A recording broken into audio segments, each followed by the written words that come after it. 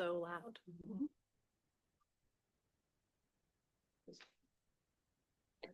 You're not very loud to us, but we can hear you. I haven't really started yet. Yeah. Yeah. I'll dive in here in a minute. Are you good, Maya? Yeah. Okay. Good evening, everyone. I'm really grateful that you're here and grateful to see you this evening. We're going to talk about integration tonight. So my name is Angela Amirault. I'm the founder and owner of Altered Healing, and I also am president of the Nova Scotia Psychedelic Society. I'm so grateful to be, part of both of those things. And before we properly dive in, I just want to acknowledge that we are on the traditional, ancestral, and current territory of the Mi'kma'ki people. And I make note of that because when working in a psychedelic space, psychedelics in general, we're going to have to mute the computer as well. Psychedelics in general are often connected to so many ancestral and indigenous lineages. And it's so important that when we're working in these spaces, we have an awareness of the connection that these different plant medicines have to these different environments and these different spaces. And so it's just important for us when we're working, when we're being in these spaces, when we're working with these medicines, that we are aware of these things. Oh, we got some more folks. Hi there. Come on in. So I'm very grateful that you are all here, and it's lovely to see you. So why are we here, and what do we hope to walk away with? We are going to be talking about psychedelic integration. We are going to be really looking at the process, the timeline, which can vary for numerous different reasons. We're going to be looking at challenges to integration, what can kind of block us from being able to get to that place of embodiment. We're going to look at different ways that we can be supported in the journey. So I'm going to be giving you different tools this evening that you'll be able to use, ideally to help you with landing. And I'm also going to give you a handout at the end of the evening that has a ton of journal prompts and also like creative ways to be able to become more embodied in the integration process. And so hopefully at the end of it, you will have these tools that you'll be able to just very, very simple, like daily practices to be able to work with, and we'll be able to use them together. Integration is incredibly important. And so that's kind of one of the things I'm hoping you'll leave with. If you're here, you probably already know that, and maybe you just don't really know exactly how to get to the point of feeling integrated. And so why it is important is because if we are just taking psychedelic medicines and we are not actually integrating the experiences, we're just not really getting the full benefit of being in the actual medicine space. And so what happens is we have an experience, and then if we don't integrate from it, we're not getting the full impact. So it can be far more beneficial, and we can have a much better experience after if we learn different tools that can help us integrate. And so it's really about not overlooking this as such an important thing. So what is integration? It literally is derived from a Latin word, which actually means to make whole or complete.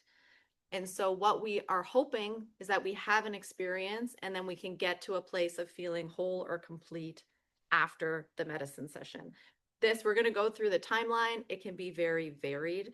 And although I'm going to be talking specifically about psychedelic medicine integration, when we're talking about integration, I'd love for you also to consider all the ways we need to integrate experiences from our lives and what that can look like, what it can, kind of feel like. Integration is something that takes time with everything. So for example, you have a big loss in your life. Maybe you're grieving. Maybe you get diagnosed with a chronic illness. Maybe you've moved. Maybe you're, the amount of life changes that can come towards us are very vast. And unfortunately, we live in a capitalist hellscape a little bit. And the whole thing is what that timeline is based on what gets us back to work, not what is natural and what we actually need. So for example, if you were to have a major loss, like how long do you think it takes to like grieve a major loss? Like someone dies in your life, how long do like the experts say it should take to like properly grieve? What's the guess? Months, okay? 3 years. They say it takes 2 years of like properly, whatever that looks like, but like grieving a loss. So that means being with the experience, noticing what comes up, feeling it, moving through it. I don't know anyone who's been able to have the luxury of taking 2 years to grieve a loss. And so often what happens, for example, when we take the death of someone, within 3 days, we have to bury them. And then within like a week, if we're lucky, that's like as much time as you might get off, and then you're back to work. That is just not a natural timeline. That is just again, a capitalist timeline of what works for them. So when we're thinking about integration, when we're looking at timelines, we are also thinking about, okay, what makes sense for us as an individual, not what makes sense to like the world around us. And so sometimes it's important to really notice like what we're thinking, and the goal of integration is that we are landing in a new version of ourselves. We are trying to make whole or complete this new version. How long is that going to take? It's not going to take months. It could take years. And so it's about recognizing that it's the same if we experience a very big anything in our lives. Thinking that we can just land back within days or weeks is kind of unrealistic. And so it's more about figuring out like what's a natural timeline for us that doesn't really have to do with like what the outside world is telling us. And so it's about noticing this for ourselves. So although I have this for the integration journey, it's not linear. I know it's a line. It's actually not a linear experience, although I'm demonstrating it in this way. It is something that is going to be ongoing. And this whole thing from experience to embodiment can take years. And if you notice, we have experience, we have insight, and I'm going to go into all of these. But at no point on this does it say take more medicine. So when we're trying to integrate, we are trying to do that with numerous different tools, numerous different things that can help us to land. And then ideally, the last thing we would do is go back to the medicine space. Sometimes we'll move through these things and maybe we'll get a really good insight. We'll sit with it, we'll reflect, we'll take action, we will embody that piece.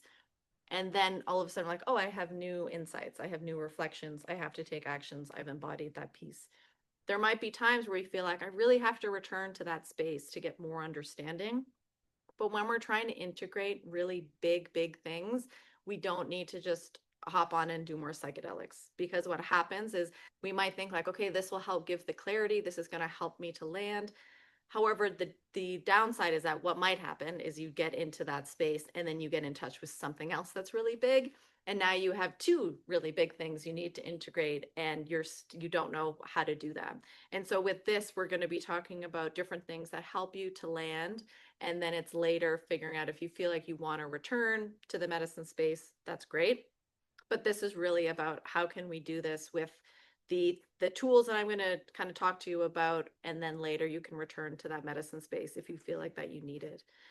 All of this is really about our own personal growth, and we have to do that by landing in this realm, which is difficult.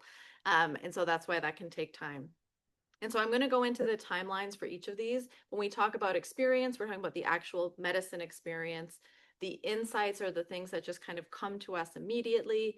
The reflection are things that we actually sit with after the action or the changes we want to make. And then the embodiment is when we've actually landed with kind of all of it, and we've been able to do that intentionally. So as I said, the experience can be very varied, and it depends on so many different things. The actual medicine experience can be minutes, it can be days. Say you take some DMT, all of a sudden you meet the aliens and you're like, then you're back here within minutes. Maybe you take iboga and you're just gone for days at a time. Both of those very big changes, big experiences will take a long time to come back to, even if you're actually only in the space for a short amount of time. So depending on what type of medicine you took will impact the experience that you have. What were your intentions going in? So if you have intentions of like, for example, you go in being like, these medicines can't teach me anything at all. I know everything. It's like, that's going to be a doozy. You're going to go to a terrible place, probably. It's going to be very intense. And that's going to be harder to integrate from because of what came up. What support did you have? What support did you have in the lead up? What support did you have during the medicine session? And now support do you have after? So often things that are traumatic and difficult, it's because we experienced something that was difficult, but then where was everyone? We're alone in it after. And so it's like something happens and we don't feel like we can go to people for support. That often is the impact. That can be very traumatic. And then you go into a medicine space and you're unsupported, that trauma comes back up. And so instead of having a witness or someone that you can share it with, you're actually more overwhelmed because you haven't had anyone to help you in it. And so then also, what trauma are you holding? So the experience can be very vast and the integration from it can be difficult or overwhelming later, but it's also looking at like, what are you holding in your body? Sometimes we don't know until we enter the space. I've worked with people where it's like they've got in touch with trauma that they just weren't even aware was in their body. And so then integrating from that can take longer because now their view of what they thought their life experience was has changed. And so the experience, the actual medicine experience, again, so vast and so wide ranging. And these things also impact it. There's numerous different aspects that can really impact the medicine experience. But when it comes to integration, these are things that can make the integration also a little bit bumpy. And so it's also recommended that when we're kind of in this experiential space, we're trying just to be in it, ideally. We're trying to kind of notice what comes up, be with the experience, and not try to figure it out. Often when we're in the experience, it's like, oh my God, this is such a great thing. Okay, I'm going to have to do this. I'm going to have to do this. It's like, no, right now you just have to be in it. And then we'll try to make sense of it later. There can be some integration during the actual session when you're like, ooh, this is great. I want to follow it. But we also don't have to do anything right that moment. And that's why this kind of timeline of why like the third, fourth thing we do is actually action.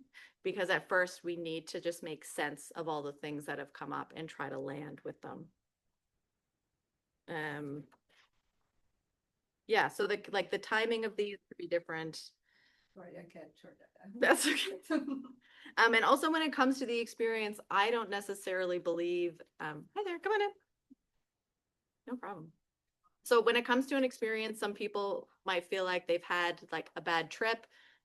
Those are 100% real. People can have very difficult experiences, and having a difficult experience can also take longer to integrate, but it's more about noticing later. It's like, what made it bad? Sometimes it's like, I just remember when I was younger, people would just take a bunch of mushrooms and then like go to parties and not realizing the set and setting and all, like we just weren't intentional with the experience. You'd be with people, all of a sudden you're sensitive, you realize someone's got a bad vibe, and then that comes into the experience and that kind of can taint things.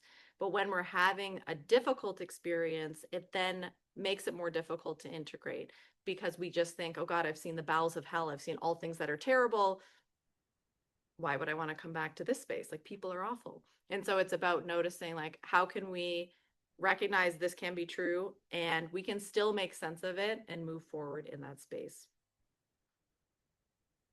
So insight.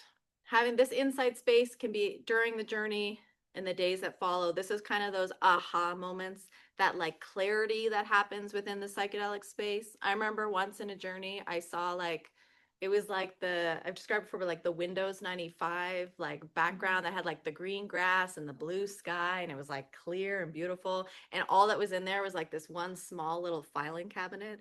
And I was like, all of the information of the universe was in this very tiny, like little filing cabinet. And I felt like if anyone asked me anything, I could just go, here it is. I don't know what the answers were, but they felt like they were just there and I could grasp them. And that's the only time that's ever happened. But it's like, then we come back here and the insights we had, it's like, okay, they were so clear and it made so much sense. And then it can be difficult to like land now. And so sometimes it is just about noticing like that insight phase is usually in the journey or in like that immediate time that follows.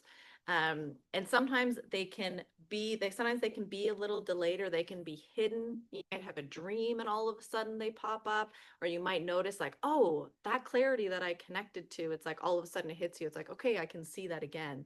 But it's usually especially in the actual medicine journey. And it's that space where we really want to be sitting with like, what is it that's coming up? What feels alive? What are these insights? And we use that as information, not to necessarily make any changes right away, but to notice like, okay, that clarity I felt, what was it? And it's like, it's really interesting because the medicine space is not of this like physical realm. It's a very feeling, imaginative space. And so that's why we have this clarity and then we come back here and it feels foggy. And so ideally, this process will help make these things feel a little bit less foggy and we're able to land in them. So after we have the insights, the next is kind of reflection. So this can be days, months, years. It might continue to come up for us. After we have those initial insights, we really sit with things in a very conscientious way. It's these shifts that can happen. It can be ongoing. It can be something that we're really sitting with. So we get the insight. For example, it's like something comes to us and it's like, oh my God, that was so clear. But then we actually sit with it. So sometimes what happens, and again, why people feel like they just need to return to the medicine space, is they get these really beautiful insights and then they come back and the insights disappear. It's like everything that felt so clear and made so much sense, it's not clear anymore. So they're like, I need to go back to that space to connect to the insights. But then we're not landing with them. We're not actually sitting with them. We're not noticing, like, what was it that made it so powerful? What was it that really made it feel like, that it was so important? And how do we then land with it? And so that's what this reflection stage is. It's really about noticing, how can we sit back and observe these changes, observe these insights, and then start to notice the changes within ourselves. So after a big medicine experience, we'll be able to just kind of reflect and notice, like, oh, things are shifting, I'm feeling differently. But if we don't have the reflection time to really note and be conscientious of the changes either we're making or we'd like to make, we just feel like we've lost all the insights, which isn't true. They're just feeling differently, because when we're in this, like, almost like a dream space, then we come back to this, physical realm. It can be very difficult to kind of grasp onto. You may notice that, like, in this time, you have more self-awareness, because we're able, like, to make the insights become a little bit more real. We want to observe these changes. Again, we're becoming more reflective. We're really trying to just notice the insights, sit with the medicine experience, and just be with whatever it is that has come up. And so it's during this time, it can be really beneficial to just notice what it is that has arisen. So after all these changes, after all these experiences, insights, and reflections, we might want to take action. We might feel like we really want to make some big changes. This can be immediately after a session. This can be days, weeks, months. It is not recommended that we make big changes right away. In the same way, when you experience a large loss, they recommend, like, just don't go changing everything right away. That can be really tricky, because sometimes we can have something happen, but, like, say you're in Peru and you have a great ayahuasca experience, you're like, I'm going to move to Peru. It's like, don't move to Peru right now. It's like, we need to actually sit with these things. It's like, no, the medicine told me I should move to Peru. It's like, yes, but is that feasible right now? Does that make sense? Why does it have to happen right this minute? And it's about noticing that sometimes we feel like we just have to take action, because we want to connect so deeply to the feeling that we had in the medicine space, and we feel like just taking action is going to bring us right back to that feeling. But wherever you go, there you are. It's not going to be that easy. We can have these huge, big shifts that are beautiful and wonderful, and we can feel incredibly different, but we also don't need to, like, blow up our lives right away. Different from, say, example, one of your intentions was, like, you kind of knew, a part of you knew, like, I think I'm meant to make a move to this particular place, and I'm going to journey, and I'm going to have an intention with it. You already have a plan, and this kind of, like, sets things in motion. It's different than all of a sudden something kind of hits you like a light bulb and you blow up your life. Not that there's anything wrong with that, but it's like, sometimes we just want to take a little bit of time. And so it's about noticing, like, how can we sit with these things? How can we just really notice? And if everything aligns, great. But we don't have to go into action right away. And so sometimes it's about noticing, like, after, it's like, I am going to change boundaries with people. Often the best side effect of doing medicine work is this, like, deep sense of self-compassion and empathy. And so often what happens, some of these actions just happen. They are very natural. They don't take a lot of work. It's just something that shifts within us. So for example, you notice in the session, it's like, oh, I actually don't speak very nice to myself. I have this inner voice that's like an inner critic. And so then you start to recognize that that voice just seems to be shifting. It's becoming kinder. You're becoming less judgmental of yourself. And then the ripples of that is you're also becoming less judgmental of other people. And so then those are, like, actions that have kind of just quietly happened that you haven't had to do anything about. But then you can go back and reflect. You can notice, what has shifted? Why am I feeling there? What has changed? And then you can continue to, like, land in that. Sometimes it's about really allowing ourselves to be with the experience. Sometimes it's about, like, emotional releases and connecting to that and being more emotional, changing relationships or changing the way relationships look. And so that can be connected to boundary settings, or it might just be in general. It's like, I don't really feel like I want to keep, connecting with this person in this way, so I'm going to step back. And so it's just about recognizing there can be so many other actions or changes that we want to take, but it's after we're doing this. So we have the medicine experience, We have these huge, big insights. We've then reflected on them, and now we've decided, okay, there are some changes I need to make. There's some changes that are naturally happening, but there's more that I need to really sit with. And how do I make sure that they, stay very alive and very, content, like very grounded for us. And so then after we've done all this, we get to embodiment. It can take years to get here. It's like, and the whole thing is so we can have a medicine experience, we have some insights, we reflect on them, we take action, and then like I said, we've got to embodiment with one particular thing. And then we get, something happens. For example, the holidays are coming up, and is that Ram Dass quote? It's like, you think you're enlightened, then go spend a week with your family. So it's like we can feel very embodied, and then we're in a different situation or a different place. Like, oh, I'm not as embodied as I thought. Okay, here's some work I can do. Here's something else I can look at. I definitely used to think like I'd meet people like, man, they're fully healed. It's like, oh, no one's fully healed. This is an ongoing journey. It's an ongoing process. That's wonderful, but sometimes it can feel frustrating. It's like, how long is this journey going to go? Forever. It goes forever. We're always on the train. However, when we can get to a place of feeling embodied, that's really the goal. So what does it mean to be embodied? It really means we're feeling very authentic.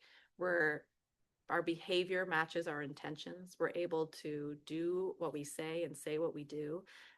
We're allowing our nervous system, it can actually feel quite regulated. It doesn't mean we don't get bumps, but we're able to come back. We can feel very resilient. Things can happen and we seem to be able to like work with it. We don't seem to get bumped in the same way that we used to. It's noticing when a relationship or an interaction is maybe draining you and stepping away. It's again like the actions that we have started to take. We take them when we meet someone that no longer aligns. We can actually decide like when we want to say no, we can say no. And so embodiment is also going to look different for every single person because feeling embodied is a genuine, authentic experience, but it's more about recognizing like, okay, it's like I am all the things I have wanted to hold, I am holding all the things I've wanted to be, I am being. And it doesn't mean there's not more work to be done. However, it just means that we're able to be okay with where we're at. Again, two things can be true. We can want to work on ourselves and be happy where we're at. And once we reach this embodiment stage, it's not that we have to get all the way here before we do more medicine work, but it's just about recognizing once we get to this stage, something comes up, we're then feeling like, okay, it's like I'm feeling down or I'm feeling overwhelmed, and we have things that can support us. Often I'll see people where it's like they'll just continue to live in the medicine space, and we're going to talk about why that happens, and there's ways that can also be supported. But when you meet someone who's like fully embodied, it's like they often have so many different resources, so many different things that support them, not just turning to psychedelics. It's like there has to be a whole different net of things. And that's some of the stuff we're going to talk about next is like, what are the things we can actually use that can support us to get to this place of embodiment. So this is going to be ongoing. As I said, it can take years. And we're just going to keep moving towards, that space, ideally.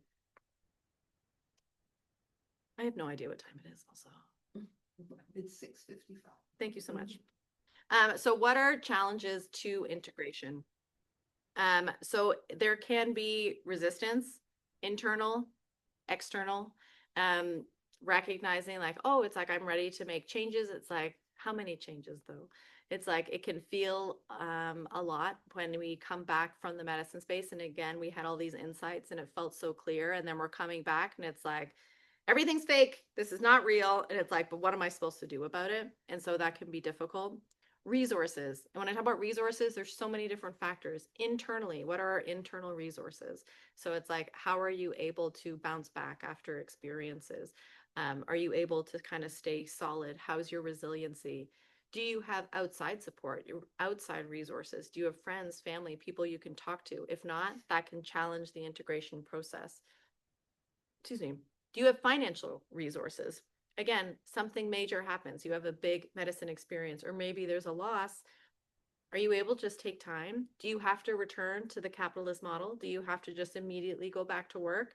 That's going to be a delay. That's going to slow down your process because you're not able to be with the things that are coming up. You have to be everywhere else. So then lack of support, that's another one. And often what happens is We feel like we don't have someone to talk to about these experiences. And so again, that's why we just go back to the medicine space. Like no one gets it, but this place makes me feel whole. This place makes me feel complete. So I'm going to go back there. And so again, that can be a challenge for us to actually land back here. Feeling disconnected from the insights. So again, everything felt clear, not feeling so clear. So it's like hard. It's like the waters feel muddy. We don't really know how to wade through to get to the space that we want to, or the fear of change and the feeler, like the pressure to do and change everything all at once. So all of a sudden in that space, we saw all the different things that we needed to make different.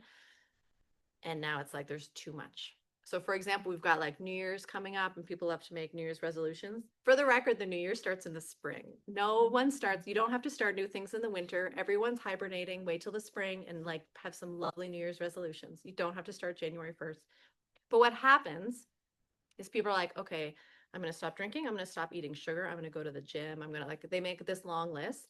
And then what happens is one of those things we slip on and then everything else goes out the window. And so that happens in this integration space as well. We're like, okay, so it's like, I need to change my relationship with my parents. I need to talk to my sibling about this. I need to make these boundaries. And it just feels like it's too much. And when it's too much, that pressure, again, dysregulates us and makes it difficult to land.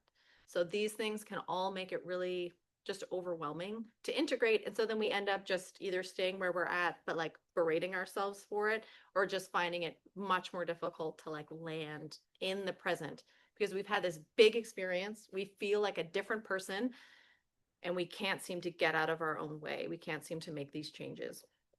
And so it's like when we experience the overwhelm, when we have the lack of resources, when we have the lack of support, all of these things make it difficult. So it's about remembering if you've had challenges with integration, of course you have. It's like we don't live in a space that gives us time or that really allows us to like land very deeply. So it's just important to know these are different things that we can bump up against. And it's also about noticing like, what's your cultural framework? Do you have a really big spiritual experience that literally you feel like, changes the idea of everything you've known, and then you come back here? And we call that a spiritual emergence, when you're trying to like make sense of the material world, when you've been in the spiritual. And again, like a doctor would probably say you're into psychosis. It's like, are you, or did you just, maybe the veil was lifted a little bit? And so, but if you don't understand that frame of reference, it can just be very difficult to come back to now. So we're going to go through numerous different tools to integrate. We are holistic beings. We need holistic ways to integrate. There is not one single way. We're going to look at each and every one of these, and I'm going to give you kind of an example of each of them. Notice where you feel most drawn. Ideally, we'll have a little bit from each. However, if there's like one particular space, you're like, oh, I feel like I really need to integrate things in my body, then it's like, figure out other somatic ways that can really help you to land.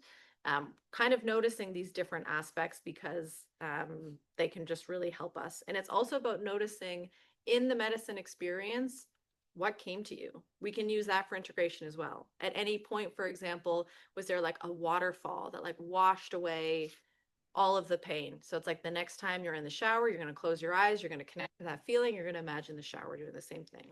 Did you experience like big tree roots or feel really grounded in the earth? So you're going to take a second, you're going to close your eyes, you're going to imagine roots coming out of your feet, you're going to connect to that feeling.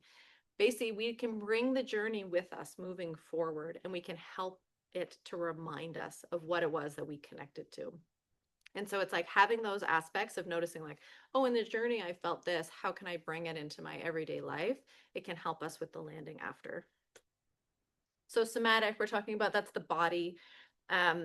Mindful movement can be very beneficial. So when we say mindful, all that means is observing without judgment. That's it. That's all being mindful means. We're going to observe it without judgment. So we're going to either do yoga, we're going to dance, we're going to walk, we're going to exercise, we're going to move our bodies in a mindful way. So we're present, we're connected to breath, we're moving the body, we're being aware of it, but we're not judging it. You get an ache, you get a pain, you're like, oh, it's my knee again. It's like, no, we're going to be like, oh, that's just information. My knee is sore when I do that. I better do that less. Or maybe I need to stretch it. It's about how do we observe it? How do we not judge it? Just being in the body is sometimes a great thing to do to integrate, because what happens is we're often not really in the body. I see it so many times when people come into the medicine space. Often they're like, oh, I'd like to be more in my body. I want to be more in my heart. I'm always in my head. So sometimes it's jarring after a medicine session. We come back, we're like, oh my God, I can feel my whole body. I can feel all the emotions, and it can feel like it's a lot. And so just noticing what is it like to be in your body. And sometimes people feel so connected to their body in the medicine space, and it's beautiful and lovely, and they can have all this gratitude. And then again, we return to the world and like we kind of lose that a little bit. And so it's how do we just be in the body? Sometimes we need to shake out the things that are in it. And so we notice, like, say you got in touch with trauma or something difficult and it feels like stuck, like a simple, like all like a simple shaking or bouncing. It's like you just literally shake it out. You can shake out your legs, move your feet. It's like you're really kind of like you can move things out of the body in a very simple way. And so it's like it's about how do we land back into this new body. So again, we've had some big experience and the body feels different. We're landing in it in a new way. Or even just a simple body scan. And so with that, we can just do, I'm going to get y'all to just close your eyes for a minute. We're going to do just a couple minute body scan just to demonstrate how simple it is. If it feels comfortable, you can either have a soft gaze, eyes open, close. And we're just going to start with like a nice deep breath in through the nose, out through the mouth. And just bring your awareness to your feet. Just feel them on the earth. Wiggle your toes.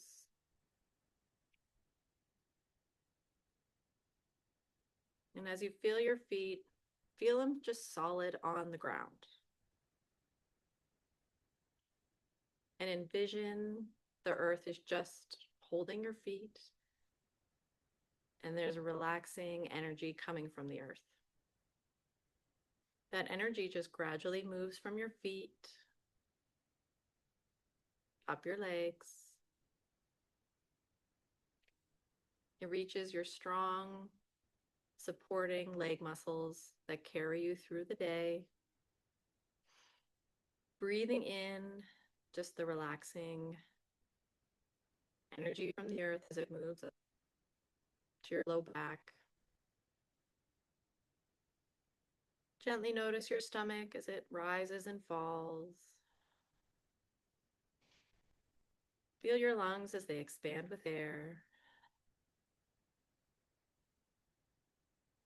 Gently continuing to bring awareness up your chest. Allow your shoulders just to sink.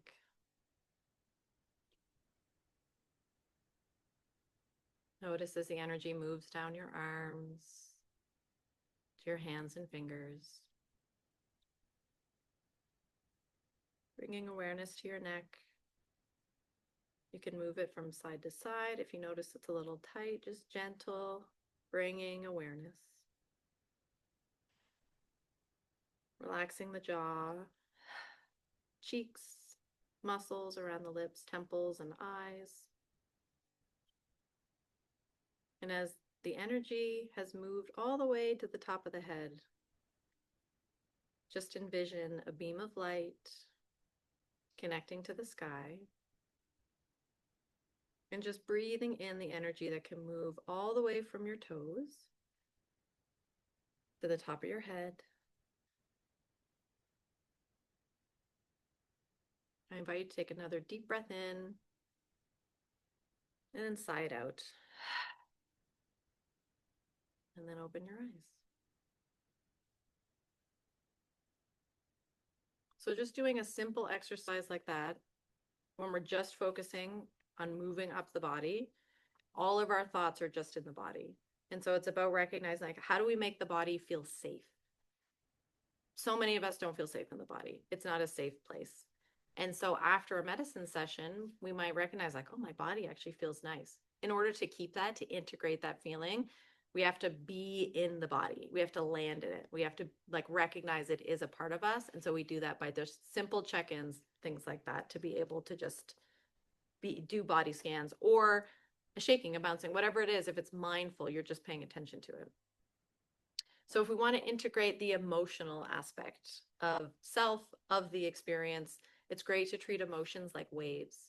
They come, they peak, they crash, they recede. They're not going to stick around forever. often what happens after a medicine session, we might be extra emotional. I've worked with so many people like, I've never been like this. And like, yeah, you're like allowing that part of yourself to come alive. You're allowing yourself to feel emotions. They're not going to take over.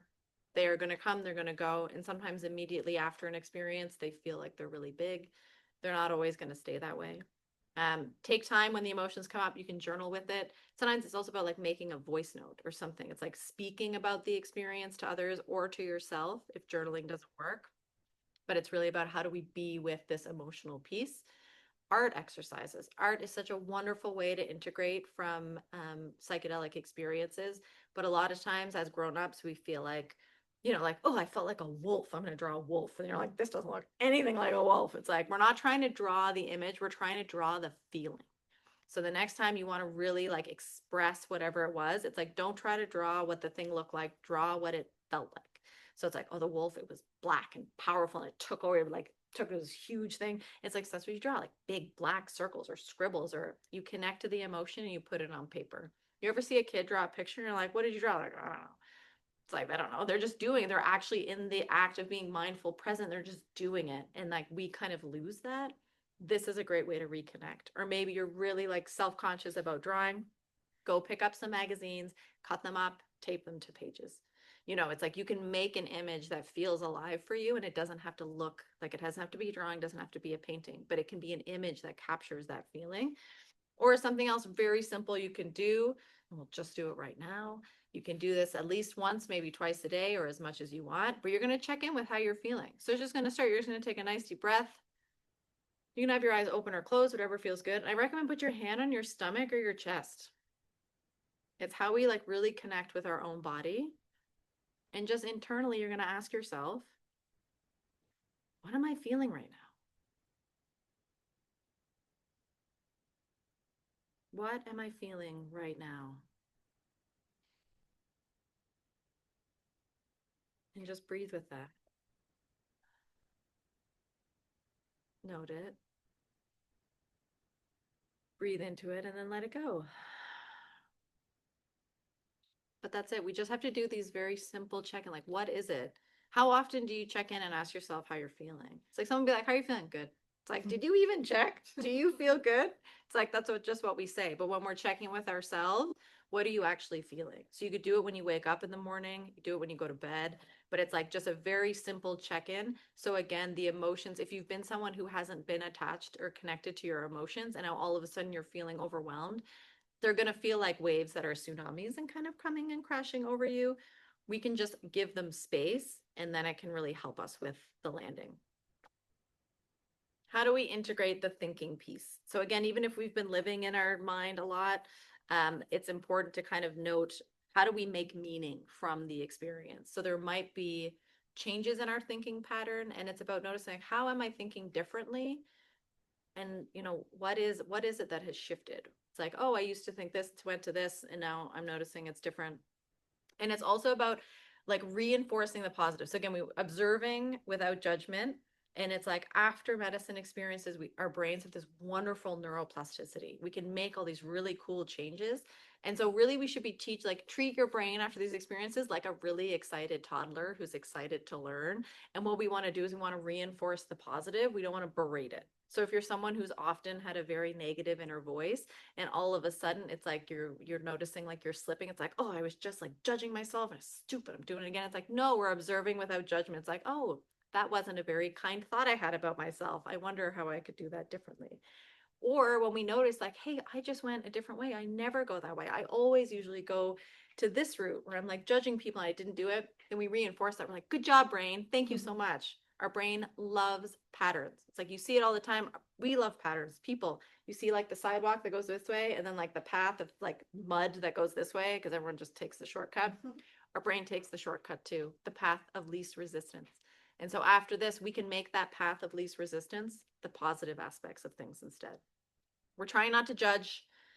Things come up, we're observing it. And so again, the insights that we had in the medicine space, we're like, oh, that made so much sense. That was so clear. And then we come back, we're like, that was stupid. I probably made that up. No, it was very real in that space. We are not going to judge it. We're going to treat it as real. How do we incorporate it maybe a little bit better? It's also about exploring neutral thinking spaces.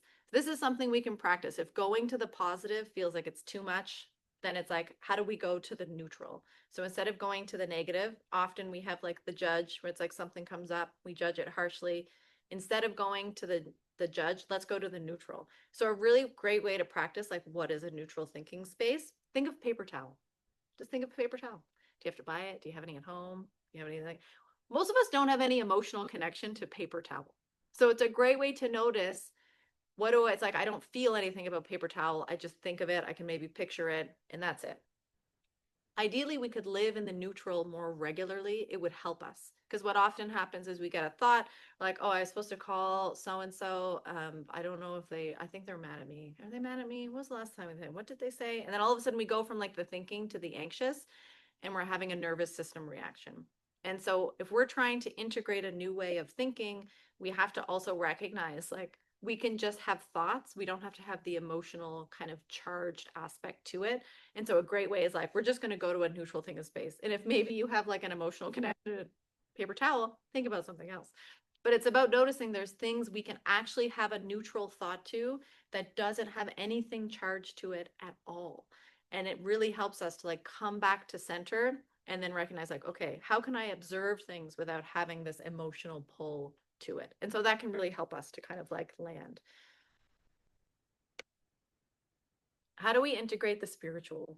Sometimes these medicine spaces feel so big and so impactful and so beautiful because all of a sudden we connect to oneness. We connect to like this greater cosmos. We connect to each other. And then we come back here and all we feel is disconnected. And so that can be a very big loss. So it's more about how do we bring this into our daily life? And sometimes it's about having daily rituals. Like I have an altar that's permanently set up. I like Palo Santo. I pull cards. It's like I really just like try to have a little daily ritual with that every day. But also it's like, how do we connect to something greater?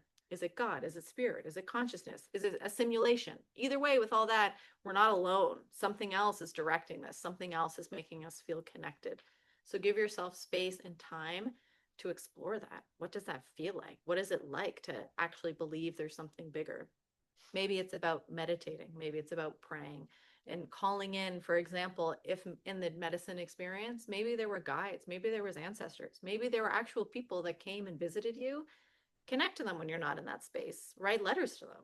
Like talk to them. Bring them into your everyday life so that that is something that can make you feel more connected to this part. So again, you don't feel like the only way I get this piece is if I go and take more medicine. It's like, well, maybe we got to figure out how can we bring this into your daily life so that you're just also feeling this like really great connection to everything around us. Another wonderful, simple thing that you can do every single day is a gratitude practice. And it can be very simple. You can just list 3 things that you are grateful for.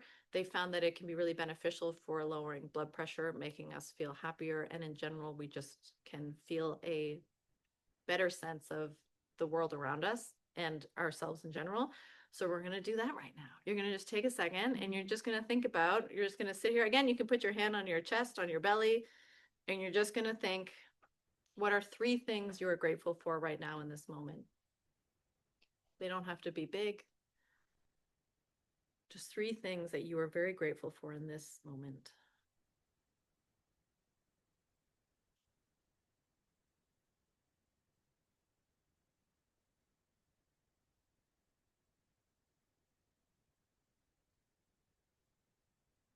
That's just a simple practice you can do every single day that can help make you feel connected to something else, can make you feel something connected to something greater. And it can be as simple as like, I am grateful my legs walked me in here. It's like it can, it doesn't have to be something big. And when we're feeling really down, it can sometimes be difficult to connect to those things. But these are all practices that if we can start doing every day, it's easier on the days when we feel overwhelmed. So how do we integrate the relational piece? So this relational and having connection can help us with integration so much. And I hear time and time again, so many times people feel like they just don't have anyone to talk to about these types of experiences. And so then they're like, well, I'll have to like find someone, or I have to move, or I have whatever it is. It's like, you can also share these experiences with people who maybe don't quite get it. And that's okay too. Sometimes they love to hear it. And I've heard so often where people are like, oh, my parents were so against this, but I keep talking to them about it. And now they're like curious, and now they're asking questions, and now they're wondering things. And it's like, it can be the same with the people in our lives. It's okay to talk about it. A relational piece means that after we have a big medicine journey, we need to talk about it. It's like we need to really get it out of our own body and out of our own mind.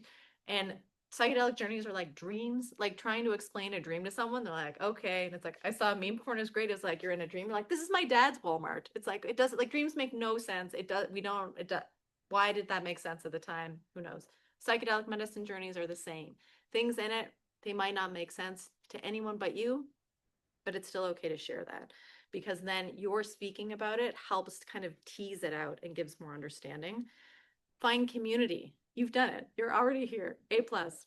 But it's like meeting people who are interested in this can also help, because then you're able to share these types of experiences with people who get it. And that in itself can be really grounding. So it's like, oh, it's like I had this crazy journey and this happened. Like someone was like, that's crazy. That didn't happen to me, but I've had a very similar journey where this happened with this medicine. And it can help to make us feel much more grounded and connected. It's also deciding, like, how do you want to show up? So you've had these big experiences. What is it you want to do in relationship? And it's like, sometimes it's being able to then talk to people who are close to you, who get it, to be like, this is how I want things to be different since I've had this big experience. And that can be really helpful to have that. Sometimes it's also about just going to therapy. I've talked to so many people who are like, my therapist doesn't really get this, but they're really interested. And it's like, sometimes just talking about it is helpful. Again, we don't have to talk to only people that get it. It's also wonderful for the psychedelic community to talk to people who don't get it. It's like, sometimes you need to share this, this like wealth of knowledge and this wisdom with other people, whether they get it or not. And also connecting to community, like the Nova Scotia Psychedelic Society, we're here to try to build community. It's one of our ethos. We really want to make sure that people are not feeling alone in their integration journey, after their medicine journeys. It's really like, how can we expand that? We'll also have, like, we're here this evening, but we also have a social just on Friday night at the Shambhala Center at 7. And so that will be in person, and a way for people just to connect and to talk and just to be together in community. I believe it's harm reduction. We're having a talk on harm reduction. So again, it's like, how do we also support people that are in these like weird and wonderful spaces of psychedelics? So we've already kind of covered, just time check. I still don't know what time it is. It's 7:19. Okay, perfect. So we've already kind of gone through some tools today to help you integrate. So again, a body scan that helps get you into the body. And so when we're in the body, it's like we're allowing the experience to really settle within us. And so again, the somatic aspect of things, because after a medicine experience, you might just be exhausted. Sometimes what happens is people are now recognizing the weight that their body has been carrying, and they actually weren't aware of it until after this. So sometimes what comes with the compassion piece is the actual, like, just like you've put down this weight you've been carrying for your whole life, and your body just takes a lot of time to integrate it. So it's like, maybe emotionally you feel great, but physically you feel awful. That's incredibly normal, but it's like, how do we make the body feel safe? And so it's about, like, again, a body scan, or just being in the body. It can just be just little check-ins with, how does the body feel, in the same way that we did the micro check-in for the emotions. How am I feeling right now? You could do that for all aspects. You could check in first. You could sit down, be like, okay, breathing in, do a little body scan. How does my body feel right now? Are there places where it's aching? Are there places where it's sore? How do we actually connect to the body? And then even say, it's like, okay, you're safe, you're fine, you're in the present, everything's okay. And that can help with the landing in that space as well. We did the what am I feeling right now? I recommend also doing that if you want to check in. You want to notice maybe what relationships are draining you, what ones are positive for you, which ones are negative for you. If, like, you're going into some kind of group experience, or you're going to meet with a friend, you kind of have a hunch, like, I think they drain me. It's like, before you go in, you're just going to do a little check, like, how do I feel right now? You're like, I feel great. I feel full of energy. I feel like grounded. And then you leave the experience and you check, like, how am I feeling right now? You're like, oh God, I feel exhausted. I feel, and it's recognizing, like, okay, so then what happened in the in-between time? And so it's like, doing these little check-ins just gives us information. And so we want to, like, integrate from these big experiences. So we're just taking in all of this information that we can. So that micro check-in of how am I feeling is beneficial all the time. The mindful neutral awareness. So to really help us land with like our noticing our thinking patterns. So again, just connecting to the thinking mind instead of the emotional, anxious, or all the other things that can come up. We connect to this neutral. It's like, okay, I'm thinking of paper towel roll. I have nothing. There's nothing that's bringing me anywhere else. And then noticing like, okay, when my thoughts get charged, why? Where are they going? What's pulling them in that direction? And that can help us just kind of land back into where our thinking needs to be or where we'd like it to be, and just be able to kind of pay attention to it. Gratitude practice, just 3 things. You can start in the morning, do it anytime during the day, and just noticing these things that are really going to help you to feel happy and grateful for the life that you have. And then connect in community. It's so beneficial for us to do this. And again, because we live in the world we live in, it's hard sometimes to do that, to make time. But we are emotional beings, whether you're an introvert or an extrovert. We do at some point need connection with people. It can just make us feel more alive.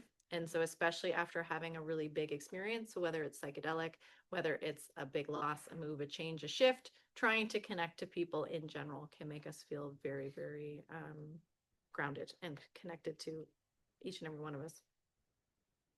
So what have we learned this evening? Integration can take time. It can take years.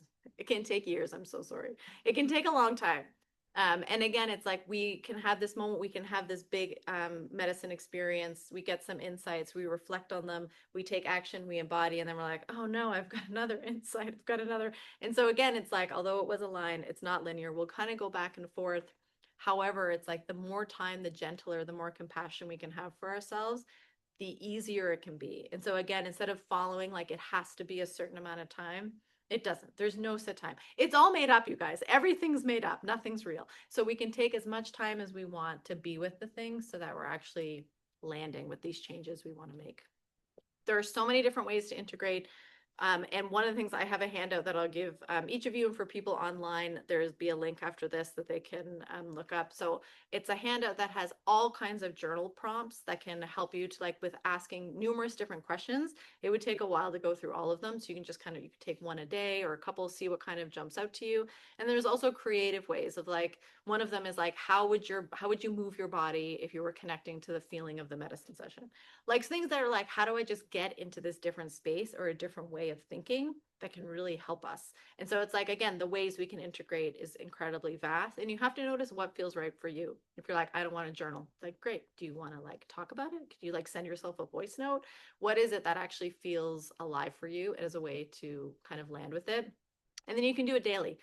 Every single day you can do these things, but you also don't have to. We don't have to be healing every single day, but it's just, there are simple practices that we can do to help us to really land. These are some resources. So MAPS has this great integration station that goes through, it has different videos, it has different resources. There's lots of different ways that you can kind of look at integration as a whole.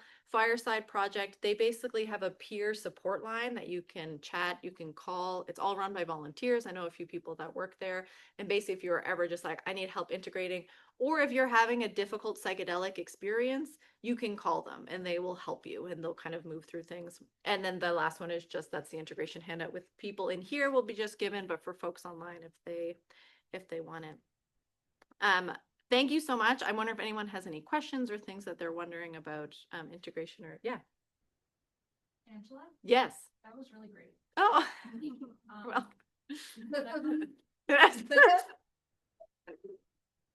You're welcome. What I'm hoping you can speak to Yeah. is the intention setting piece. Mm-hmm. How might you suggest a person start that process to land on it? What might it sound like? And then how do you connect it to the integration? Yeah. So for intention setting, there's a few different ways. So I like to, for example, someone says they're feeling like depressed, anxious. It's like, I don't feel like we need to bring that into the space because it's your lived experience. So it's more so it's like kind of doing the miracle question. Like, imagine you woke up tomorrow and you were feeling wonderful. You know, it's like there was no anxiety, there was no depression. What are the words you would use to describe your life? It's like, I feel powerful, I feel grounded, I feel whatever. It's like, so then that's what we make the intentions about. And so it's more, it's like connect to healing, connect to grounding, connect to, it's like, again, we can kind of like bypass the difficult. The difficult will probably still come up because it'll show us we have to go through it. However, it's more, it's like where we've got this wonderful neuroplasticity. So let's just get you to where you want to go. And then it's also, I think, great to like ask a question. So it's like I usually will use statements and questions. So for example, it's like, it's like, oh, I'm feeling like, why, I don't know, it's like I feel depressed all the time. And it's like, okay, so what's your block to happiness? Or it's like there's just things that you can ask, because what you're doing is you're asking yourself and you're asking the medicine. And I feel like everyone has this internal wisdom. It's like we all have it, but sometimes we just need to get out of the way to get it. And so that's kind of the way I would do it. And so then what happens when we're getting to the integration piece is like, okay, so I connected to, it's like I saw myself fully happy and empowered, but I still feel like shit. It's like, so how do I get there? And it's about like, again, the small changes. And so we come out of it, and sometimes there can be a bit of a deflation of like, oh, I thought, it's like I've actually had people who've been like super disappointed that all they connected to was like peace. So like, oh, I thought it was going to be hard. It's like it doesn't have to be hard. But then when you come back to this life, like the physical realm, everything still feels hard. And so it's sometimes about like, again, giving yourself those like mindful moments of connecting to what that feeling was. It's like connecting to the experience of like, oh, I felt so embodied. It's like, okay, so what did embodiment feel like? What were your thoughts?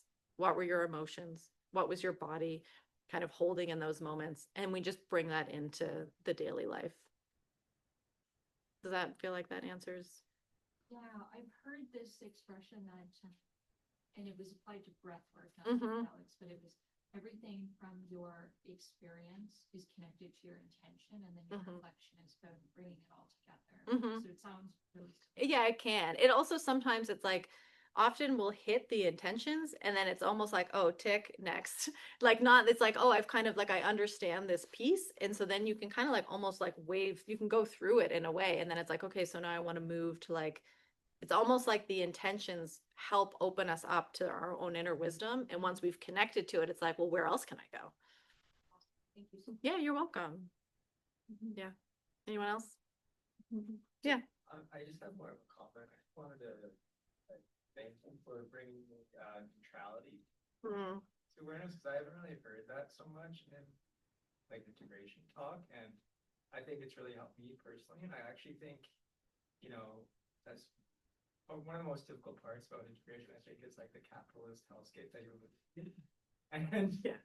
and I think like I've had this thought recently that like neutrality is like such a form of resistance against that, because we literally, in like the attention economy that we live in today, Mm-hmm. we have trillions of dollars that are trying to dysregulate us Yeah. at every single moment. So like, yeah, I just think that's a very powerful piece. Yeah. And in case they didn't hear online, I'll just say the neutrality, the importance of the neutrality and how it use that as a form of resistance. Yeah, love that. For sure. Thank you. Yes, Maya? I was wondering, like, with different medicines, right, there might be different, I feel like what I do right now is like, sometimes I have a big dose and then Yep. sometimes I just have a recreational dose. Yep. Because then that helps me integrate Mhm. somehow, because it reminds me of the bigger dose, but Yep. I'm able to be social with it, Yeah. so it's a different situation. Yeah. What do you think about? Yeah, I mean, I doses think, and- yeah, so like the macro versus the smaller dose. I think I think it's just about being intentional with it. Yeah, And it's about noticing. And sometimes, like, for example, like cannabis is an excellent integrator. that's what I. So it's like, yeah, so you might have like a big like psilocybin journey and you feel like it's complete, and then you like sit down with some cannabis, you're like, whoa, never mind, we're back in it, but I'm like getting different insights. And so it's like different medicines can also help integrate or help make sense. And it's just using them intentionally. Again, I don't think like you have one journey and then you spend your whole life integrating it. It's just more about that piece of like when you're really in it and you're like, I don't know how to make sense of this, that's not the time to like jump in and then have another big experience, just because if we're not resourced enough, it can like blow out our ego and just it can just become really, really overwhelming. Yeah. Anything else? So you mentioned Iboga earlier. So what have you had experience with this? I haven't worked with Iboga, but I've supported people who have. And I just know yeah, like it can be hard to integrate from because it's such an intense medicine. And so again, you can be in the space for like days. And so it's like, so it's again, the integration sometimes is just difficult for like the actual physical body of like coming back after something like that. And that's not even like the emotional, the insights or things, like all the stuff that can come. I know it's being used for like for like addiction and things like that. And it's been proven to be really, really helpful. It's just with all of these, it's like trying to have a support system. So sometimes I'll work with people like, I'm going to go do this medicine, and then they come back and it's like, okay, so you need help like landing after. And it's just, yeah, it's just about making sure that there can be supports. Yeah, so we're thinking of doing it, but we're probably years Yeah. to getting there. Yeah. Because it's a 10-day thing. Yeah. I said, okay, so we have to do all this work. Mhm. Do this. But then after, what is the work look like? Yeah. And that's why we're here today. Oh, beautiful. Because we did know Mhm. this exists. Yeah. And there is support. Because Mhm. obviously I can't do it myself. Yeah. Do Right? not do it by So, yourself. yeah. No. Well, and it's like, I think it's a great way to view it is like the work doesn't end when we take the medicine. It's literally just begun. We're going into a new phase. And usually what happens though is we feel far more resourced and more resilient after. But it's still like it still can be like, and I say work, like it's beautiful and wonderful. And we can feel so great and so like wonderful after, but it's just like now it's like all the patterns that we had thought like, oh, okay, and I'll change them after this. It's like, oh no shit, now I got to change them. And it's like, that's the part that can just be tricky. So yeah, I mean, the Nova Scotia Psychedelic Society is here. We've got like, there's actually a growing community of like psychedelic practitioners in Nova Scotia as well. So there's definitely support 100%. Yeah. You're welcome. Okay, thank you all so much for your attention and your questions, and yeah, thanks again. Thank you. I'll give you all the handout as well. Yeah. And are we going to do the exercise? No, that's not yet. I just wanted to remind you I have brought a bowl for cash so we can keep offering these things for free. We need a little bit of donations to cover rent, and yeah, so thank you for coming. And also, if you're not on the newsletter yet, you could sign this book and I'll put you on. And then, yeah, any question? And we're gonna have our last social of the year on Friday in 2 days. So 2 nights Friday night. at 7 p.m. at the Kamala Center. And we're gonna talk about harm reduction and reducing circles. So we can talk about what could happen or what, when things go not so good or, how. What time? At 7 p.m. at the Shambhala Center. And if you didn't bring cash, you can do an e-transfer to the email address. Thank you. Anything else? No, that's good. Thank you. Did you already turn that off?